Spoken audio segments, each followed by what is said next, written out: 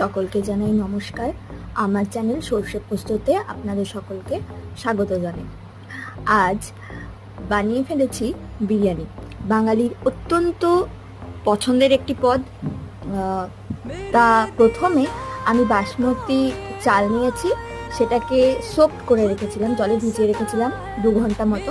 তারপর গরম জলের মধ্যে গোটা গরম মশলা ফেলে জলটাকে ভালোভাবে ফুটিয়ে নিয়েছি। এরপর এই গরম জলের মধ্যে সেই ভিজিয়ে রাখা বাসমতি চাল দিয়ে 10 মিনিট মতো ফুটিয়ে নেড়ে 80% ডান করে জল ঝরিয়ে রেখে নিয়েছি।